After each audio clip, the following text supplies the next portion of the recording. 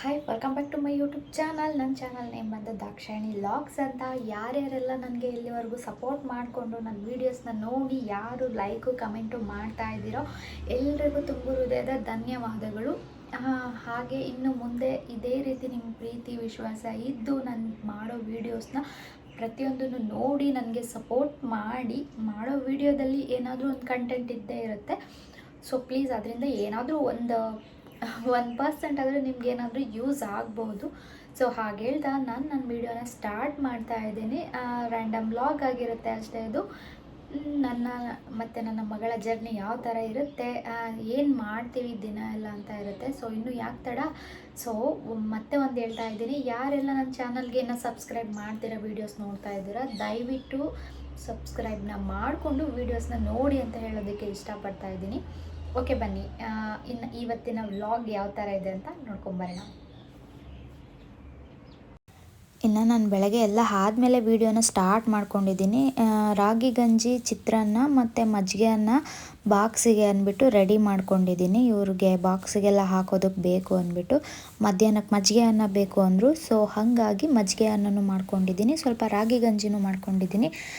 ಇನ್ನು ತಿಂಡಿಗೆ ಚಿತ್ರಾನ್ನ ಮತ್ತು ರಾತ್ರಿದು ಸ್ವಲ್ಪ ಪಲ್ಯ ಇತ್ತು, ಹೀರೆಕಾಯಿ ಪಲ್ಯ, ಸೌತೆಕಾಯಿ ಹಾಕ್ಕೊಂಡು ಇಬ್ಬರು ಚೆನ್ನಾಗಿ ತಿನ್ಕೊಂಡ್ವಿ. ಇನ್ನು ಇವರು ಶೋರೂಮ್ಗೆ ಹೊರಡೋ ಟೈಮಲ್ಲಿ ಫೈಲ್ಗಳೆಲ್ಲ ಇತ್ತು, ರೆಡಿ ಮಾಡಬೇಕಿತ್ತು. ಹಾಗೆ OTP ತಗೋ, ಇಮಿಡಿಯೇಟ್ ನನಗೆ ಫೈಲ್ದು ಅರ್ಜೆಂಟ್ ಇದೆ ಅಂತ ಹೇಳಿದ್ರು. ಅವರೂ ಇದ್ದರು, ಅವ್ರ ಈ ಕಡೆ ಇದ್ದರು, ನಾನು ಈ ಕಡೆ OTPನ ತೊಗೊತಾ ಇದ್ದೆ. ಇನ್ನು OTP ತೊಗೊಳ್ಳೋ ಅಷ್ಟರಲ್ಲೇ ಮಧ್ಯಾಹ್ನ 12 ಗಂಟೆ ಈ ಥರ ಆಯಿತು. ಏನಿಲ್ಲ ಅಂದರೂ ಒಂದು 10-12 ಫೈಲು OTP ತೊಗೊಂಡೆ, ಏನೋ ಅರ್ಜೆಂಟ್ ಇದೆ ಅಂತ ಹೇಳಿದ್ರು. ಫೈಲ್ಗಳೆಲ್ಲ RTOಗೆ ಹಾಕಬೇಕು ಅಂತ ಹೇಳಿದ್ರು.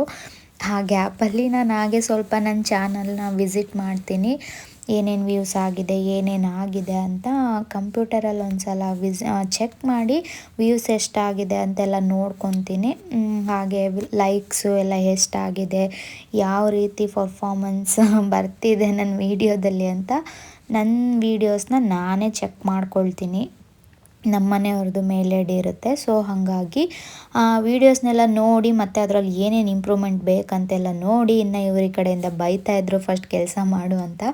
ಸರಿ ಅಂದ್ಬಿಟ್ಟು ವಾಹನ್ದು ವೆಬ್ಸೈಟ್ನ ಓಪನ್ ಮಾಡಿಕೊಂಡೆ. ನಾನು ಮಾಡೋ ಕೆಲಸ ಬಂದು, ಇವಾಗ ಹೊಸ ಗಾಡಿ ತೊಗೊಂಡಿರ್ತಾರೆ ಅಲ್ವಾ, ಆ ಗಾಡಿದು ಡೀಟೇಲ್ಸ್ ಎಲ್ಲ ಎಂಟ್ರಿ ಮಾಡಿಬಿಟ್ಟು ಕಸ್ಟಮರ್ಗೆ OTP ಕಳಿಸಿ, OTP ಹಾಕಿದ್ರೆ ಕಸ್ಟಮರ್ ಡಾಟಾ ಎಲ್ಲ ಎಂಟ್ರಿ ಮಾಡಿರ್ತೀನಿ.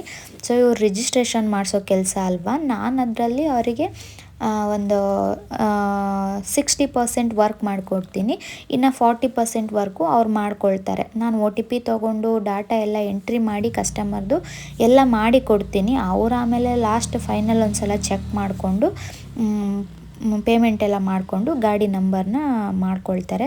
ಸರಿ, ಮತ್ತು ಹಾಗೆ ಫೈಲ್ಗಳಿತ್ತು ರೆಡಿ ಮಾಡ್ಕೊಬೇಕು ಅಂತ ಹೇಳಿದ್ರು. RTOಗೆ ಹಾಕಬೇಕು ಅಂದ್ಬಿಟ್ಟು ಫೈಲ್ಸ್ ಎಲ್ಲ ತೊಗೊಂಬಂದಿದ್ರು ಶೋರೂಮಿಂದ. ಆ ಶೋರೂಮ್ ಅವ್ರದ್ದು ಕೆಲಸ ನಾನೇ ಅರ್ಧ ಮಾಡಿಕೊಡ್ತೀನಿ ಇವ್ರಿಗೆ. ಆ ಶೋರೂಮಲ್ಲಿ ಕೇಳಿದ್ರೆ ಅರ್ಧ ಸಂಬಳ ಕೊಡಿ ಅಂತ ಕೇಳಿದ್ರು ಒಂದು 20,000 ಸಂಬಳ ತೊಗೊಬೋದು ನಾನು, ಅಷ್ಟು ವರ್ಕ್ ಮಾಡಿಕೊಡ್ತೀನಿ. ಅವರು ಯಾವ ಶೋರೂಮ್ಗೆ ಹೋಗ್ತಾರೆ ಅದೇ ಶೋರೂಮ್ದೇ, ಅವ್ರಿಗೆ ಆ ಶೋರೂಮ್ದೇ ಫೈಲ್ಸ್ ಎಲ್ಲ ತೊಗೊಂಬಂದಿರ್ತಾರೆ RTOಗೆಲ್ಲ ಹಾಕೋದಕ್ಕೆ. ಆ ಫೈಲ್ಸ್ಗಳನ್ನೆಲ್ಲ ರೆಡಿ ಮಾಡಿಕೊಡೋದು, ಟ್ಯಾಗ್ ಹಾಕ್ಕೊಡೋದು, ಈ ಥರ ಹೆಲ್ಪ್ ಮಾಡಿಕೊಡ್ತೀನಿ. ಹಿಂಗೆ ಫ್ರೀಯಾಗಿ ಮಾಡೋದಾಗಿದೆ. ಶೋರೂಮ್ ಅವ್ರಿಗೆ ತುಂಬ ವರ್ಕ್ ಆಗ್ತಾಯಿದೆ. ಇನ್ನು ಫೈಲ್ ಮಾಡೋದು ಈ ಥರ ಡಾಕ್ಯುಮೆಂಟ್ಸ್ ಇರುತ್ತೆ ಅಲ್ವಾ, ಫೈಲ್ಗೆ ಟ್ಯಾಗ್ ಮಾಡಿ ಪಿನ್ ಚುಚ್ಚಿ ಟ್ಯಾಗ್ ಹಾಕಿ ಈ ಥರ ಫೈಲ್ ಮಾಡ್ಕೊತೀನಿ. ಈ ಥರ ಒಂದು 60-70 ಇಲ್ಲ 150 ಫೈಲ್ಸ್ ಏನೋ ಇತ್ತು. ಅಷ್ಟು ಫೈಲ್ಸ್ ಮಾಡಿಕೊಂಡು ಇವ್ರು ಆಮೇಲೆ ಶೋರೂಮ್ಗಲ್ಲ RTO ಆಫೀಸ್ಗೆ ಹೋಗ್ಬಿಟ್ಟು ಫೈಲ್ ಹಾಕಕ್ಕೆ ಹೋಗಿದ್ದು. ನೋಡಿ, ಇದಿಷ್ಟು ಇವಾಗ ಮಾಡಿದ್ದು ಫೈಲ್ಗಳು. ಇನ್ನು ಅವರು ಬಾಕ್ಸ್ ಎಲ್ಲ ರೆಡಿ ಮಾಡಿಕೊಟ್ಟಿದ್ದೆ ಅಲ್ವಾ, ತೊಗೊಂಡೋದ್ರು. ಇನ್ನು ಆಚೆಗಡೆ ಸ್ವಲ್ಪ ತುಳಸಿ ಗಿಡದ ಹತ್ರ ಎಲ್ಲ ತುಂಬ ಡಸ್ಟ್ ಎಲ್ಲ ಇತ್ತು, ಅಂದರೆ ಎಲೆಗಳೆಲ್ಲ ಉದುರಿತ್ತು. ಅದನ್ನು ನಾನು ಅವಾಗವಾಗ ಕ್ಲೀನ್ ಮಾಡ್ಕೊತಾ ಇರ್ತೀನಿ. ನಮ್ಮ ಅತ್ತೆ ಬಂದು ಗುಡಿಸಿದ್ರೆ ನನಗಿಷ್ಟ ಆಗೋಲ್ಲ. ಅಂದರೆ ಇಲ್ಲಿ ನಾನು ಇರ್ತೀನಿ ಅಲ್ವಾ, ಅವ್ರು ಬಂದು ಗುಡಿಸಿದ್ರೆ ನನಗೇನು ಫೀಲ್ ಆಗುತ್ತೆ ಅಂದರೆ, ಇವಳು ಗುಡಿಸಲ್ಲ ಮಾಡಲ್ಲ ಅಂತ ಅಂದ್ಕೊಂಡು ಗುಡಿಸ್ತಾರೇನೋ ಅನ್ನೋ ಫೀಲ್ ನನಗಾಗುತ್ತೆ. ಬಟ್ ನಾನು ನೋಡಿದಾಗೆಲ್ಲ ಗಲೀಜಿದ್ದಂಗೆಲ್ಲ ನಾನು ಗುಡಿಸ್ಕೊಳ್ತಾ ಇರ್ತೀನಿ. ಅವರು ಒಂದು ಎಲೆ ಕಾಣಿಸಿದ್ರು ಕೂಡ ಅವರು ಬಂದು ಗುಡಿಸ್ತಾರೆ. ನನಗೆ ಅವಾಗ ತುಂಬಾ ಬೇಜಾರಾಗುತ್ತೆ. ಅಂದರೆ ಅವ್ರು ಏನು ಅಂದ್ಕೊಂಡು ಗುಡಿಸ್ತಾರೋ ಗೊತ್ತಿಲ್ಲ, ಬಟ್ ನಾನು ಮಾಡಲ್ಲ, ಇವಳು ಹಿಂಗಿರ್ತಾಳೆ ಹಂಗಿರ್ತಾಳೆ ಅಂದ್ಕೊಂಡು ಗುಡಿಸ್ಕೊಳ್ತಾರೇನೋ ಅಂತ ತುಂಬಾ ಫೀಲ್ ಮಾಡ್ತೀನಿ. ಏನು ಮಾಡೋಕ್ಕಾಗಲ್ಲ. ಒಬ್ಬೊಬ್ಬರು ಯೋಚನೆ ಮಾಡೋ ರೀತಿ ಒಬ್ಬೊಬ್ರದ್ದು ಒಂದೊಂದು ಥರ ಇರುತ್ತೆ. ಎಲ್ಲದನ್ನು ಅಡ್ಜಸ್ಟ್ ಮಾಡ್ಕೊಂಡು ಹೋಗಬೇಕು. ಜೀವನ ಅಂದರೆ ಇಷ್ಟೇ ಅಲ್ವಾ. 5 ಬೆರಳು ಒಂದೇ ಥರ ಇರಲ್ಲ, ಒಂದೊಂದು ಬೆರಳು ಒಂದೊಂದು ಥರ ಇರುತ್ತೆ. ಎಲ್ಲದನ್ನು ಅಡ್ಜಸ್ಟ್ ಮಾಡಿಕೊಂಡು ಬಗ್ಗಿ ನಡೆಯೋದೇ ಜೀವನದ ಸಂಸಾರದ ಗುಟ್ಟು ಅಂತ ಹೇಳೋದಕ್ಕೆ ಇಷ್ಟಪಡ್ತೀನಿ. ಟೋಟಲಿ ನನಗೆ ಎಲ್ಲ ಕಡೆ ಕ್ಲೀನಾಗಿರುತ್ತೆ, ಯಾಕಂದರೆ ನಾನೇ ಅಲ್ಲೇ ಓಡಾಡ್ಕೊಂಡೇ ಇರ್ತೀನಲ್ವ. ಇನ್ನು ರೂಮು, ಅಡುಗೆ ಮನೆ ಅದು ಬಿಟ್ಟರೆ ಮುಂದೆ ಹಾಲಿರುತ್ತೆ. ಸರಿ, ಇನ್ನು ಮಧ್ಯಾಹ್ನ ಕೆಲಸ ಎಲ್ಲ ಆದಮೇಲೆ ಮಧ್ಯಾಹ್ನ ಊಟಕ್ಕೆ ನನಗೆ ಸ್ವಲ್ಪ ಆಲೂಗಡ್ಡೆದು ರೋಲ್ ಬರುತ್ತೆ ಅಲ್ವಾ, ಆ ಥರದ್ದು ಹಾಗೆ ಡೈರೆಕ್ಟ್ ಕಟ್ ಮಾಡಿ ಮಾಡ್ಕೊಳ್ಳೋಣ ಅಂತ ಮಾಡಿಕೊಂಡೆ. ತುಂಬ ಈಸಿ, ತಿನ್ನೋದಕ್ಕೂ ತುಂಬಾ ಟೇಸ್ಟಿಯಾಗಿರುತ್ತೆ. ನೋಡಿ, 3 ಆಲೂಗಡ್ಡೆನ ತೊಗೊಂಡು ಈ ಥರ ಸ್ಲೈಸಾಗಿ ನಾನು ಕಟ್ ಮಾಡ್ಕೊಂಡಿದ್ದೀನಿ. ಸ್ವಲ್ಪ ದಪ್ಪನೇ ಇರಬೇಕು, ತುಂಬ ಸಣ್ಣ ಇದ್ರೂ ಚೆನ್ನಾಗಲ್ಲ. ಅದು ರೋಲಲ್ಲಿ ರೌಂಡ್ ಬರುತ್ತೆ ನೋಡಿ, ಅದು ನನಗೆ ಹೆಸ್ರು ಹೇಳೋಕ್ಕೆ ಬರ್ತಾಯಿಲ್ಲ. ಆ ಥರದ್ದು ಇದು. ನಾವು ಎಷ್ಟು ಹೆಂಗೆ ದಪ್ಪ ಮಾಡ್ಕೊತೀವೋ ಹಂಗಿರುತ್ತೆ. ಅದು ತೀರಾ ರೋಸ್ಟ್ ಆದ್ರೂ ಚೆನ್ನಾಗಿರಲ್ಲ, ಮೆತ್ತಗೇ ಇರಬೇಕು. ಅದು ಎಣ್ಣೆಯಲ್ಲಿ ಬೇಯಿಸ್ತೀವಲ್ವ ಅದು. ಇದನ್ನೆಲ್ಲ ಕ್ಲೀನಾಗೆ ಕಟ್ ಮಾಡಿಕೊಂಡು ಮತ್ತೆ ನಾನು ಇದನ್ನು ಒಂದು ಸಲ ನೀರಲ್ಲಿ ತೊಳ್ಕೊತೀನಿ. ನಿಮ್ಗೆ ಎಷ್ಟು ಆಲೂಗಡ್ಡೆ ಬೇಕು, ಎಷ್ಟು ಕ್ವಾಂಟಿಟಿ ಬೇಕು ಅಷ್ಟು ಮಾತ್ರ ಮಾಡ್ಕೊಳ್ಳಿ. ಇದನ್ನು ನಾನು ಲೈವ್ ಅಟೆಂಡ್ ಮಾಡಿಕೊಂಡೇ ವೀಡಿಯೋನ ಮಾಡ್ಕೊತಾ ಇದ್ದೀನಿ. ಆ ಕಡೆ ಲೈವು ಮಾಡ್ತಾಯಿದ್ದೀನಿ, ಈ ಕಡೆ ಊಟಕ್ಕೆ ಮಾಡ್ಕೊಳ್ಳೋದಕ್ಕೂ ರೆಡಿ ಮಾಡ್ಕೊಳ್ತಾ ಇದ್ದೀನಿ. ಸರಿ, ಒಂದು ಬಟ್ಲಲ್ಲಿ ಇದನ್ನು ನೀರು ಹಾಕಿ ತೊಳ್ಕೊಂಡೆ ಎಲ್ಲದನ್ನು. ಅದಕ್ಕೆ ಸ್ವಲ್ಪ ಉಪ್ಪು ಹಾಕ್ಕೊಂಡೆ, ಒಂದು ಸ್ವಲ್ಪ ಖಾರ ಪುಡಿ ಹಾಕ್ಕೊಂಡೆ. ನಿಮ್ಗೆ ಎಷ್ಟು ಬೇಕೋ ಅಷ್ಟು ಹಾಕ್ಕೊಳ್ಳಿ. ಒಂದು ಸ್ವಲ್ಪ ಮೈದಾ ಹಿಟ್ಟು ಮತ್ತು ಕಾರ್ನ್ಫ್ಲೋರು 1 ಸ್ಪೂನು, 2ರಿಂದ, ಮತ್ತು ಒಂದು ಅರ್ಧ ಸ್ಪೂನು ಅಕ್ಕಿ ಹಿಟ್ಟು, ಮತ್ತು ಒಂದು ಸ್ವಲ್ಪ ಉಪ್ಪು ಹಾಕ್ಕೊಂಡಿದ್ದೀನಿ. ಮತ್ತು ಕಡಲೆ ಹಿಟ್ಟು ಒಂದು ಸ್ವಲ್ಪ, ಜಾಸ್ತಿ ಇಲ್ಲ, ಒಂದು ಅರ್ಧ ಸ್ಪೂನು. ಇನ್ನು ನೀರು ಹಾಕ್ಕೊಂಡು ಕಲಿಸ್ಕೊತಾ ಇದ್ದೀನಿ. ಸ್ವಲ್ಪ ಬ್ಲ್ಯಾಕ್ ಸಾಲ್ಟ್ ಹಾಕ್ಕೊಂಡಿದ್ದೀನಿ. ಜಾಸ್ತಿ ನೀರು ಹಾಕ್ಕೊಬಾರ್ದು, ನಾನೊಂಚೂರು ನೀರು ಕ್ವಾಂಟಿಟಿ ಜಾಸ್ತಿ ಆಯಿತು ಅನಿಸುತ್ತೆ. ನಾನು ಈ ಥರ ಕಲಿಸ್ಕೊಂಡಿದ್ದೀನಿ. ನೀವು ಒಂದು ಸ್ವಲ್ಪ ನೀರನ್ನ ಕಮ್ಮಿ ಹಾಕ್ಕೊಳ್ಳಿ, ಜಸ್ಟ್ ಇಷ್ಟೇ. ಹಿಂಗೆ ಕಲಿಸ್ಬಿಟ್ಟು ಹಿಂಗೆ ಎಣ್ಣೆಗೆ ಬಿಡೋದಷ್ಟೇ. ಟೇಸ್ಟ್ ಮಾತ್ರ ಅಲ್ಟಿಮೇಟ್ ಆಗಿತ್ತು. ನೀವು ಒಂದು ಸಲ ಮಾಡಿ ನೋಡ್ಕೊಳ್ಳಿ. ಸೇಮ್ ಅದು ರೋಲ್ ಯಾವ ಥರ ಬರುತ್ತೋ ಅದೇ ಥರ ಬರುತ್ತೆ. ಅಲ್ಲೋಗಿ ಅದೊಂದು ರೋಲ್ಗೆ 1 ಆಲೂಗಡ್ಡೆ ಹಾಕಿ ಮಾಡಿಕೊಡ್ತಾರೆ. 60 ರೂಪೀಸ್ ತೊಗೊಳ್ತಾರೆ. ಬಟ್ ನಾವು ಮನೆಯಲ್ಲೇ ಮಾಡ್ಕೊಂಡ್ರೆ ಎಷ್ಟು ಬೇಕೋ ಅಷ್ಟು ಹೊಟ್ಟೆ ತುಂಬ ತಿನ್ಕೊಬೋದು. ಟೇಸ್ಟಿಯಾಗೂ ಇರುತ್ತೆ, ಮತ್ತು ಒಳ್ಳೆ ಎಣ್ಣೆ. ನಾವು ಮನೇಲಿ ಮಾಡಿರೋದಂದ್ರೆ ಕ್ಲೀನಾಗಿ ಮಾಡ್ಕೊಂಡಿರ್ತೀವಲ್ವ, ಹೊರಗಡೆ ತೊಳೆದಿರ್ತಾರೋ ಇಲ್ವೋ, ಯಾವ ಎಣ್ಣೆನೋ ಏನೋ ಈ ಥರ ಎಲ್ಲ ಫೀಲ್ ಮಾಡ್ತೀವಿ. ಸೊ ಈ ಥರ ಇರುತ್ತೆ. ನನಗೆ ಮಧ್ಯಾಹ್ನಕ್ಕೆ ನಾನು ಊಟಕ್ಕೆ ಎಷ್ಟು ಬೇಕೋ ಅಷ್ಟು ಮಾಡಿಕೊಂಡು ತಿನ್ಕೊಂಡು ಹಾಗೆ ಆಚೆಗಡೆ ಬಂದೆ. ನನ್ನ ಆಚೆಗಡೆ ಬಂದರೆ ಪಕ್ಷಿಗಳನ್ನ ವೀಕ್ಷಣೆ ಜಾಸ್ತಿ ಮಾಡ್ತೀನಿ. ಇದು ಯಾವ್ದು ಹೇಳಿ, ಗ್ರೀನ್ ಕಲರ್ದು, ಕತ್ತತ್ರ ಮಾತ್ರ ಬ್ರೌನ್ ಕಲರ್ ಇದೆ ನೋಡಿ. ಅದಕ್ಕೆ ನಾನು ಅದನ್ನು ಒಂದು 10-15 ನಿಮಿಷ ನೋಡ್ಕೊಂಡು ನಿಂತ್ಕೊಂಡೆ. ಕೊಕ್ಕು ನೋಡಿ ಅದ್ರದ್ದು ಎಷ್ಟು ಉದ್ದ ಇದೆ. ಮರ ಎಲ್ಲ ಕುಟ್ಟುತ್ತೆ ಅಲ್ವಾ, ಆ ಅಕ್ಕಿದು ಮರ್ಕುಟ್ಕ ಅಂತಾರಲ್ಲ ಆ ಥರ ಅಕ್ಕಿದು. ನಮ್ಮೂರ ಸೈಡೆಲ್ಲ ಮರ ಕುಟ್ಟುತ್ತವೆ, ಕುಟ್ ಅಂತ ಸೌಂಡ್ ಬರುತ್ತೆ. ಆ ಥರ ಅಕ್ಕಿದು. ಇಲ್ಲಿ ಬಂದು ಕುತ್ಕೊಂಡಿತ್ತು. ನನಗದು ಮೊಬೈಲಲ್ಲಿ ತುಂಬ ದೂರದಿಂದ ಝೂಮ್ ಹಾಕಿ ಹಿಡ್ದಿದ್ದೀನಿ, ಅದಕ್ಕೆ ಕ್ಲಾರಿಟಿ ಅಷ್ಟಿಲ್ಲ, ಅಂದರೆ ಕಲ್ಲರು. ನಾನು ಲೈವಲ್ಲಿ ನೋಡಿದಾಗ ತುಂಬಾ ಚೆನ್ನಾಗಿತ್ತು. ಇನ್ನು ಸ್ವಲ್ಪ ಇಡ್ಲಿಗೆ ನೆನೆ ಹಾಕೋಣ, ರವೆ ಇಡ್ಲಿ ಮಾಡೋದಕ್ಕೆ ಅಂದ್ಬಿಟ್ಟು ನಾನು ಇದರಲ್ಲಿ 2 ಬೌಲು ಉದ್ದಿನಕಾಳು ತೊಗೊತಾ ಇದ್ದೀನಿ ರವೆ ಇಡ್ಲಿ ಮಾಡೋದಕ್ಕೆ. ನಿಮ್ಗೆ ಎಷ್ಟು ಬೇಕೋ ಅಷ್ಟು. 2 ಬೌಲ್ ಅಂದರೆ ರವೆನೂ ಅಷ್ಟೇ ಹಾಕ್ಕೊಬೇಕು. ರವೆ ಒಂದು ಕ್ವಾಂಟಿಟಿ ಕಮ್ಮಿ ಹಾಕ್ಕೊಬೇಕು. ನಾನು ಅದನ್ನು ಒಂದು ಸಲ ನೀರಲ್ಲಿ ಕ್ಲೀನಾಗಿ ತೊಳಿತಾ ಇದ್ದೀನಿ. ತೊಳಿಬೇಕು ಯಾವುದೇ ಆದ್ರೂ ಅಷ್ಟೇ. ಎಷ್ಟು ಗಲೀಜಿರುತ್ತೋ, ಡಸ್ಟ್ ಇರುತ್ತೋ, ಧೂಳಿರುತ್ತೋ ಅದು ನಮಗೆ ಗೊತ್ತಿರಲ್ಲ, ನಾವು ನೋಡಿರಲ್ಲ ಅಲ್ವಾ. ಸೊ ಆದಷ್ಟು ಎಲ್ಲ ಪದಾರ್ಥಗಳನ್ನೂ ತೊಳೆದು ಕ್ಲೀನಾಗಿಟ್ಟು ತೊಳೆದು ಯೂಸ್ ಮಾಡಿ ಅಂತ ಹೇಳೋಕ್ಕೆ ಇಷ್ಟಪಡ್ತೀನಿ. ಇನ್ನು ಇದನ್ನು ಒಂದು ಸಲ ತೊಳೆದ್ಬಿಟ್ಟು ನೆನೆಯೋಕ್ಕಿಟ್ಟೆ ನಾನು. ಒಂದು ಸಂಜೆವರೆಗೂ ನೆನೆಸ್ಬೇಕು. ಇನ್ನು ಗೊತ್ತಿರುತ್ತೆ ಅಲ್ಲ ಮಾಮೂಲಿ ನಿಮಗೆ. ನಾನೊಂದು ಸಂಜೆವರೆಗೂ ನೆನೆಸ್ಕೊಂಡೆ. ಮಧ್ಯಾಹ್ನ ಆ ಥರ ನೆನೆಸಿದ್ದು. ನಾನಿದು ರವೆ 2 ಹಾಕ್ಕೊತಾ ಇದ್ದೀನಿ. ಉದ್ದಿನಬೇಳೆ 1 ಬಟ್ಲು ಹಾಕ್ಕೊಂಡೆ, 1.5 ಬಟ್ಲು ಉದ್ದಿನಬೇಳೆ, ರವೆ 2 ಬಟ್ಲು, 2.25 ಬಟ್ಲು ಆ ಥರ ಹಾಕ್ಕೊಂಡಿದ್ದೀನಿ.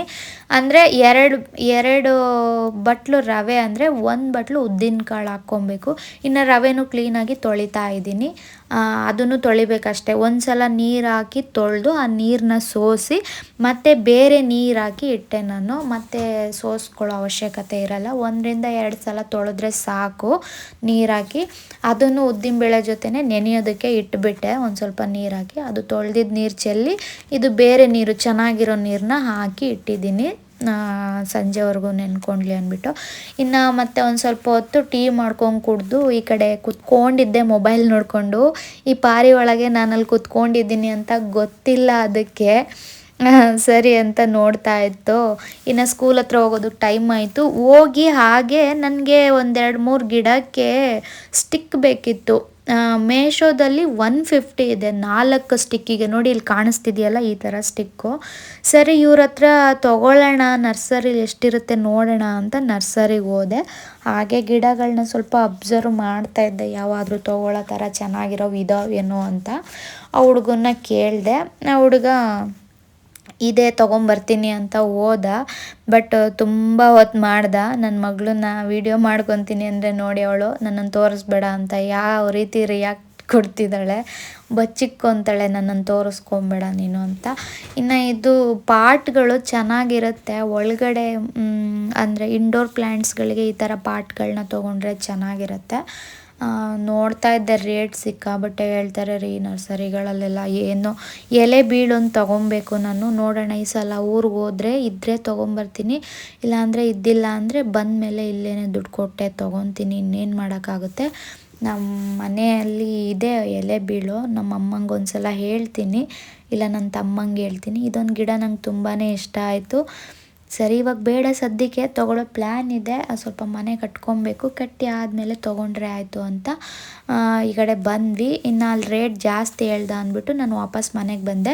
ಇನ್ನು ನನ್ನ ಮಗಳಿಗೆ ಸ್ನ್ಯಾಕ್ಸಿಗೆ ಅದನ್ನೇ ಆಲೂಗಡ್ಡೆ ಇತ್ತಲ್ವ, ಅದನ್ನು ಬಂದಮೇಲೆ ಎಣ್ಣೆಗೆ ಹಾಕ್ಕೊಟ್ಟೆ. ಟೀ ಕುಡ್ಕೊಂಡು ಎಣ್ಣೆಗೆ ಹಾಕ್ಕೊಂಡು ತಿನ್ಕೊಂಡ್ವಿ. ಇನ್ನು ಅವಳು ಓದ್ಕೊಬೇಕಿತ್ತಲ್ವ, ಎಲ್ಲ ತಿನ್ಕೊಂಡು ಸ್ನ್ಯಾಕ್ಸ್ನೆಲ್ಲ ತಿನ್ಕೊಂಡು ಓದ್ಸೋಕ್ಕೆ ಕೂರಿಸ್ತೀನಿ. 1-2-3 ಅವರ್ ಓದ್ತಾಳೆ. 6:30ಇಂದ ಒಂದು 8:30-9ವರೆಗೂ ಓದ್ಕೊತಾಳೆ. ನಾನು ಆ ಟೈಮಲ್ಲಿ ಲೈವ್ ಮಾಡ್ಕೊತೀನಿ. ಅಂದರೆ ಅವಳು ಆ ಕಡೆ ಓದ್ಕೊತಾಳೆ, ನಾನು ಈ ಕಡೆ ಮಾತಾಡ್ಕೊಂಡಿರ್ತೀನಿ. ಟೀ ಜೊತೆ ಈ ಥರ ಸ್ನ್ಯಾಕ್ಸು ಮನೆಯಲ್ಲೇ ಮಾಡಿಕೊಡಿ ಮಕ್ಕಳಿಗೆ. ಆದಷ್ಟು ಔಟ್ಸೈಡ್ ಫುಡ್ನ ತಿನ್ನಿಸ್ಬೇಡಿ. ಇನ್ನು ಸ್ವಲ್ಪ ಜೆಪ್ಟೋದಲ್ಲಿ ತರಕಾರಿ ಆರ್ಡ್ರ್ ಮಾಡ್ಕೊಂಡಿದ್ದೆ. ಬರಬೇಕಾದ್ರೆ ಅಲ್ಲಿ ತರಕಾರಿ ಅಂಗಡಿ ಕ್ಲೋಸ್ ಆಗಿತ್ತು ಒಂದು, ಅದಕ್ಕೆ ನಾನೇ ಜೆಪ್ಟೋದಲ್ಲೇ ಆರ್ಡ್ರ್ ಮಾಡಿಕೊಂಡೆ. ಇನ್ನು ಇಡ್ಲಿಗೆ ಬೇರೆ ರುಬ್ಬೇಕಿತ್ತಲ್ವ, ಇದು ಜಾರಲ್ಲಿ ರುಬ್ಕೊಂಡ್ಬಿಟ್ಟೆ 2 ಸಲ. ಬರೀ ಉದ್ದಿನಬೇಳೆ ಅಷ್ಟೇ ರುಬ್ಬೋದಿದ್ದಿದ್ದು. ರವೆ ಇಡ್ಲಿ ಮಾಡ್ತಾ ಇರೋದ್ರಿಂದ ರವೆನ ನೆನೆಸಿ ಇಟ್ಟಿದ್ದೀನಿ ಅಲ್ವಾ, ಸೊ ಅದಕ್ಕೆ ಬೇರೆ ಪಾತ್ರೆ ತೊಗೊಳ್ಳೋಣ ಅಂತ ಈ ಪಾತ್ರೆಗೆ ಹಾಕಿದೆ. ಬಟ್ ಅದು ಜಾಸ್ತಿ ಆಯಿತು. ರವೆ ನೀರನ್ನ ಹಾಕಂಗಿಲ್ಲ, ಚೆಲ್ಬಿಟ್ಟು ರವೆ ಮಾತ್ರ ಹಾಕಬೇಕು. ಇನ್ನು ಅದು ಉದ್ದಿನಬೇಳೆ ರುಬ್ಬಿದ್ದು ರವೆನ 2 ಹಾಕಿ ಮಿಕ್ಸ್ ಮಾಡಿದೆ. ಇದರಲ್ಲಿ ತುಂಬ ಜಾಸ್ತಿ ಆಯಿತು ಅಂತ ಅನಿಸ್ತು.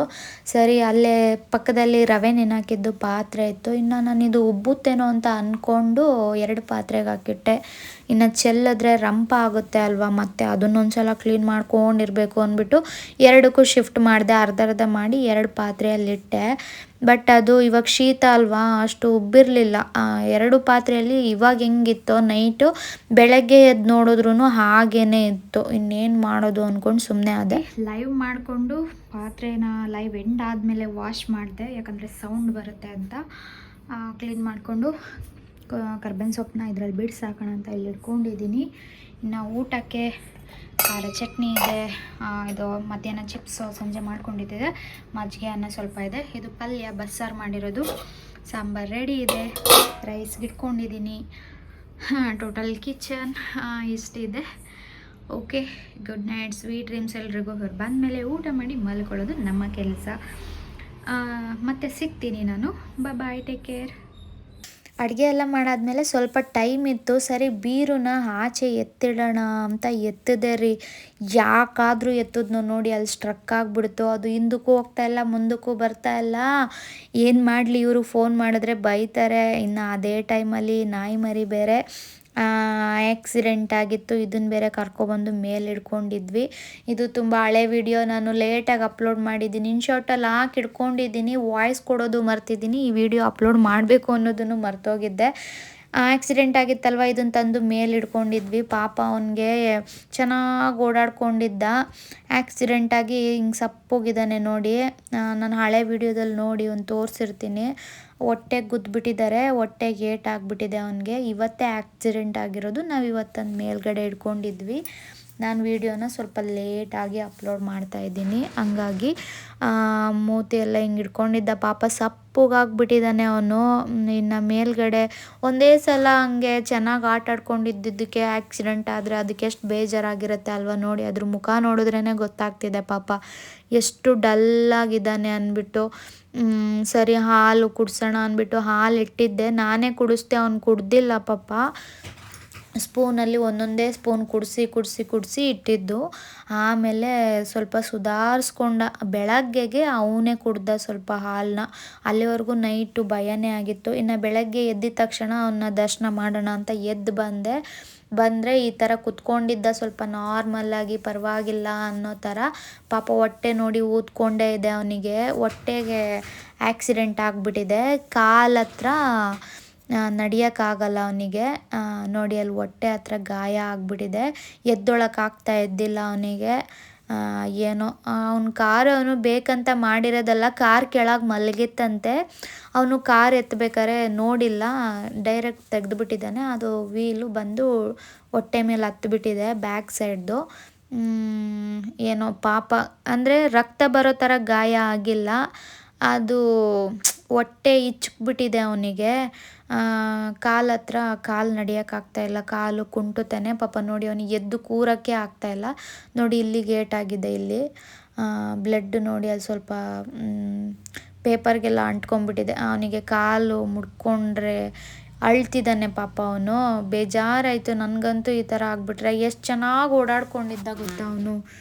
ಹಿಂಗೆಲ್ಲ ಆದರೆ ಸಖತ್ತು ಬೇಜಾರಾಗಿ ಹೋಗ್ಬಿಡುತ್ತೆ. ನಾನು ನಮ್ಮ ಬುದ್ಧಿ ಇರೋ ಮನುಷ್ಯರುಗಳಿಗೆ ಹೇಳೋಕ್ಕೆ ಇಷ್ಟಪಡೋದಷ್ಟೇ, ಎಲ್ಲಾದರೂ ಒಂದು ಗಾಡಿ ನಿಲ್ಲಿಸಿರ್ತೀರ ಅಲ್ವಾ, ಒಂದು ಸ್ವಲ್ಪ ಆ ಕಡೆ ಈ ಕಡೆ ನೋಡಿ ಗಾಡಿ ಎತ್ತಿ. ಎಸ್ಪೆಷಲಿ 4 ವೀಲರ್ ಅವರು. 2 ವೀಲರ್ ಅವ್ರಿಗೆ ಗೊತ್ತಾಗ್ಬಿಡುತ್ತೆ. ಈ 4 ವೀಲರ್ ಈ ನಾಯಿಗಳು ಪಾಪ ಎದ್ರುಕೊಂಡು ಬೈದಲ್ಲಿ ಯಾವುದಾದ್ರೂ ನಾಯಿ ಓಡಿಸ್ಕೊಂಬಂದಿದ್ರೆ ಹಿಂಗೆ ಕಾರ್ ಕೆಳಗಡೆ ಬಂದಿರ್ತವೆ. ಅವಕ್ಕೆ ಗೊತ್ತಿರಲ್ಲ ಅಲ್ವಾ ಹಿಂಗೆ ಕಾರ್ ಎತ್ತುತ್ತಾರೆ ಇವರು ಅಂತ. ಸದ್ಯಕ್ಕೆ ಅವಾಗಿಗೆ ಸೇಫ್ ಆಗೋದಕ್ಕೆ ಅವು ಕಾರ್ ಕೆಳಗಡೆ ಎಲ್ಲ ಹೋಗಿರ್ತವೆ. ಸೊ ಪ್ಲೀಸ್ ಯಾರಾದರೂ ಅಷ್ಟೇ ಕಾರ್ ಇರೋರು, ಕಾರ್ ಎತ್ತೋರು ಸ್ವಲ್ಪ ನೋಡಿಕೊಂಡು ಓಡಾಡಿ. ಈ ಥರ ಪ್ರಾಣಿ ಪಕ್ಷಿಗಳಿಗೆ ನಮ್ಮಿಂದ ಹಿಂಸೆ ಆಗಬಾರ್ದಲ್ವ, ಹಂಗಾಗಿ ಹೇಳ್ತಾ ಇದ್ದೀನಿ.